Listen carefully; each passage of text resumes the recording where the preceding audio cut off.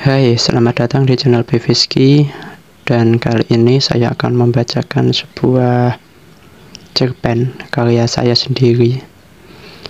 Inti dari cerpen ini adalah menceritakan seorang tukang becak yang menganggap bahwa menjadi seorang pengusaha atau pegawai adalah pekerjaan yang lebih enak dari dia yang seorang tukang becak. Namun ada dua orang penumpang yang dia temui dan itu merubah pola pikirnya. Bagaimana ceritanya? Langsung saja simak berikut ini. Kayaknya jadi pegawai enak, atau jadi pengusaha juga boleh juga, kataku pelan lalu menghisap rokokku yang hampir habis. Akhir-akhir ini aku sering memikirkan, seandainya aku bukan tukang becak, mungkin dua pekerjaan itu bisa aku pilih.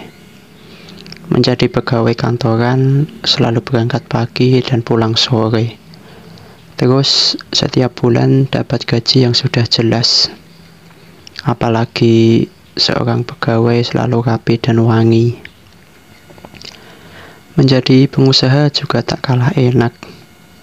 Punya usaha sendiri, bebas kerja karena nggak ada yang ngelarang.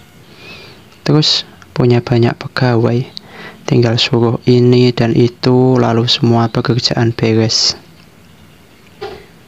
Aku yang seorang tukang becak sudah sering merasakan hal yang nggak enak. Uang yang didapat nggak menentu. Setiap hari pulang dengan bau keringat. Apalagi saat malam sering kaki pegal-pegal akibat mengantar penumpang dengan beban bawaan yang banyak. Menjadi tukang becak tidak kenal hari libur, karena jika tak bekerja, maka keluarga mau makan apa? Hayalanku berhenti bersama dengan rokokku yang telah habis kuhisap. Ingin aku nyalakan satu batang lagi, tapi hari ini belum ada satu penumpang yang naik. Lebih baik aku ngerokok nanti saja kalau sudah dapat penumpang. Aku rebahkan tubuhku di becak, kemudian wajahku aku tutupi topi. Lalu mulai menutup mata untuk tidur sebentar. Pak, anterin ke gang 4, kata seseorang sambil menepuk kakiku. Gimana, Pak? Tanyaku kaget sambil membuka topi yang menutupi wajah. Tolong anterin saya ke gang 4 bisa? Ucap bapak itu lagi. Bisa, Pak, bisa, jawabku semangat. Akhirnya penumpang yang dinanti dari pagi datang juga. Seorang pria berbaju rapi berwarna biru muda dengan celana kain hitam. Mungkin usianya sekitar 40 tahunan. Jarang-jarang dapat penumpang dengan baju rapi. Biasanya ibu-ibu yang ke pasar, anak sekolah, atau orang tua. Becak mulai aku kayuh menyusuri jalan menuju tempat penumpang. Jaraknya agak jauh, tapi karena jalan yang dilewati lurus dan mulus, jadi nggak terlalu jadi beban. Sudah dapat banyak penumpang, Pak? Tanya penumpang. Kebetulan Anda yang pertama hari ini, jawabku sambil memperhatikan jalan. Oh, sabar, Pak. Ntar juga dapat banyak penumpang. Hibur bapak ini. Amin. Saat tiba di perempatan, ternyata lampu merah menyala. Dengan cepat aku hentikan becakku. Oh iya, Bapak bekerja di mana? Aku bertanya karena penasaran. Saya bekerja di gudang yang ada di Gang 4. Wah, enak dong kerja di sana. Ucapku spontan sambil mengayuh becak lagi karena lampu sudah hijau. Enak apanya, Pak?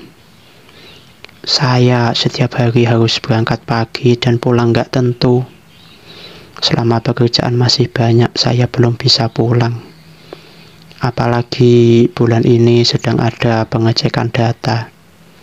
Jumlah yang ada di komputer dengan jumlah barang di gudang harus sesuai. Setiap hari saya sering kepikiran kalau terjadi kesalahan bisa fatal dan mengulang lagi.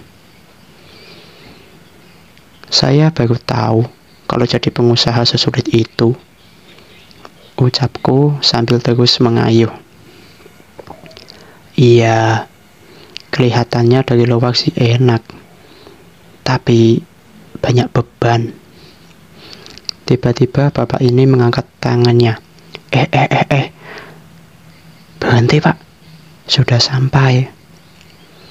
Terlalu fokus mendengar cerita penumpang hingga tak sadar kalau sudah sampai. Setelah becak berhenti, penumpang tadi turun dan mengeluarkan dompet dari saku belakang. Ini, Pak, ongkosnya, katanya sambil mengulurkan uang 50.000. Waduh, gak ada uang pas, Pak. Belum ada kembalian. Udah, ambil aja. Gak usah kembalian. Terima kasih banyak, Pak. Aku cium uang itu kemudian memasukkannya ke dalam dompet. Lumayan bisa buat beli sarapan untuk mengisi perut yang hanya diisi oleh asap rokok sejak tadi. Namanya rezeki adalah misteri. Biar kata dari pagi belum dapat penumpang, tapi sekalinya dapat langsung uang gede. Saat aku mau mengayuh becak, tiba-tiba ada tangan yang menepuk pundakku. Pak, bisa anterin ke apotek di Gang 2, kata seorang pria. Bisa, Pak, silahkan naik. Acara sarapan sementara ditunda karena dapat penumpang lagi. Walau perut sudah minta untuk diisi, tapi rasanya masih bisa ditahan demi mendapatkan uang. Setelah penumpang naik, aku kemudian mengayuh becak lagi. Bapak mau beli obat untuk siapa? Tanyaku membuka pembicaraan. Untuk saya sendiri, jawab penumpang ini. Sakit apa? Apakah saya harus lebih cepat ke sana? Tanyaku karena khawatir dengan kondisi penumpang.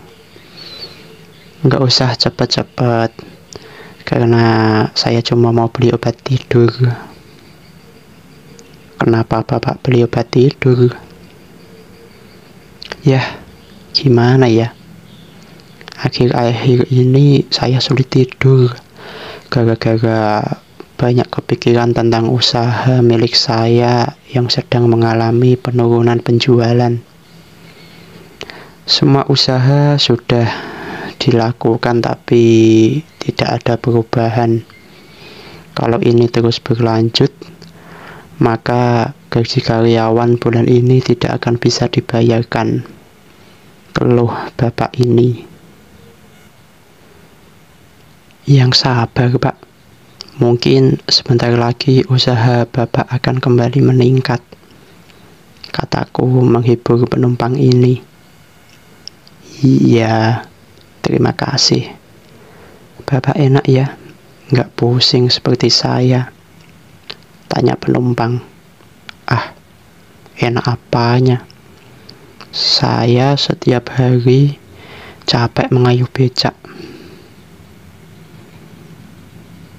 Ya, kalau berarti fisik mah nggak seberapa. Kalau capek tinggal tidur dan besoknya sudah hilang. Kalau capek pikiran gimana istirahatnya coba. Setiap waktu kepikiran gak bisa tidur, keluhnya lagi. Sepanjang jalan aku terus mendengar keresahan bapak ini hingga tak terasa sampai di apotik. Saat membayar, bapak ini mengambil selembar uang 50.000 dari dompetnya tanpa minta kembalian. Katanya sekalian sedekah. Siapa tahu dengan sedekah ini jalan usahanya bisa kembali dengan baik. Uang yang baru diterima aku lipat dan masukkan ke kantong. Berarti sekarang sudah ada uang 100.000 hanya dari mengantar 2 orang saja. Hari ini tidak hanya uang banyak yang aku bawa pulang, tapi aku juga membawa sesuatu yang berharga lain. Sebuah pengalaman hidup yang membuatku bersyukur tentang pekerjaanku sebagai tukang becak. Awalnya aku mengira bahwa menjadi pengusaha dan pegawai lebih enak, namun aku salah. Nyatanya 2 penumpang tadi memiliki beban yang lebih berat dariku. Meskipun setiap hari uangku tak tentu, tapi aku bersyukur. Setidaknya aku punya waktu banyak untuk keluarga, tidak banyak pikiran, dan kesehatan untuk bekerja. Aku kayuh becakku menyusuri jalan dengan perasaan bahagia. Aku berkata pelan.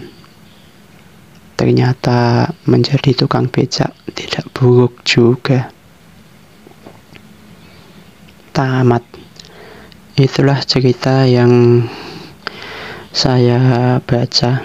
Mohon maaf mungkin jika ada salah-salah kata atau hal lain, atau mungkin ada hal yang menyinggung saya, mohon maaf. Sekian dari saya dan semoga besok atau kapan-kapan bisa update lagi. Sekian dan terima kasih.